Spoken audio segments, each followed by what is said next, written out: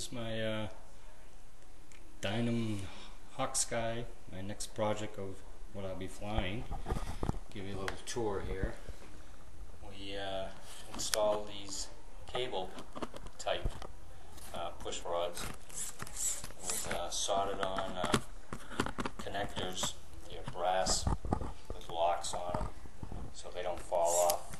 I've had that happen.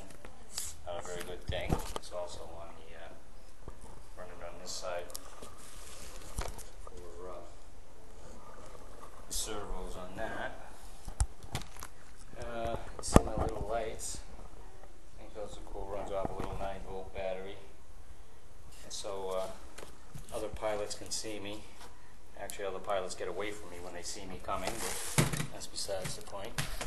The white light's supposed to be in the back, but I like it as a headlight. I thought it looked better. Oh, here goes the flashlight. Okay, motor. This is my, I haven't flown with this yet. It's my Exceed Alpha 400 brushless motor. It turns 3,500 RPM. The original one turned about 1,200 RPM, so there's quite a bit of difference. It's got quite a bit of power. I've got a 5-inch, it's actually 5.1 by 4.5 composite propeller. When this thing is running, you do not want to put your finger there. It will take it off, I guarantee you. In comparison to the plastic one that was on there before, I've actually hit with my finger and I dented the propeller. This won't dent as easy. And if that doesn't work very well, or not enough, then we have this as a pusher propeller. It's a 7-inch. We can put that on there, but I think that's going to be extreme power, so I'm not worried about putting that on there yet. The bracket don't look great, but it works. It's on there, sturdy. I bought this bracket. The rest of it is balsa wood here and down the bottom, and I glued it on and screwed it, and it ain't going nowhere. And then our next little component is our FY20A stabilizer system. It's like a gyro. The whole box keeps it, supposedly when I take my hand off the controls, it keeps it from turning this way, and this way. It just keeps it straight. I put it up here because I wasn't having much luck with it inside, and it made it hard to get at the gain. You can adjust the gain, you know, for more movement, shall we say. But it's all level on here, so when the plane is up and level like that, it should work.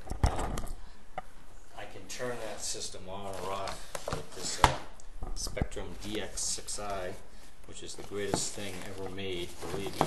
It's digital, it's programmable. You can program, I think, up to 10 planes, but I've got this button here that turns the stabilizer on or off. So if I don't like it, don't want it, I can shut it off. The other switch I have adjusted for 50%. When you're landing and stuff, throw that switch in. The controls, the control surfaces, when you move the stick, only move 50%, and it makes it a little bit easier to land when you're trying not to. I have a tendency to move the stick too much, and because it doesn't take much, but you know, being a novice pilot, that's the way it goes. I beefed up the rubber band just to kind of keep it in there. It had a tendency to kind of bounce out of there when I trying to land, but I ran a bar across it and soldered it on, soldered the end so the wheels don't fall off, so it'll take a harder landing. I don't have a wheel on the back. I just kind of got a rub pad right now, but I've got a wheel I can put on here if I so desire. And my little camera that I mount on there, just kind of, you know, bungee it on. It just, you know, pops out of there. Just a little, I don't even know who the hell makes it. I know they don't make them in the United States. You got to buy them from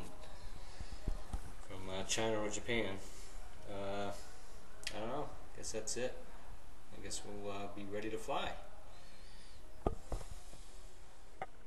hopefully it'll come back looking the same way as it does now.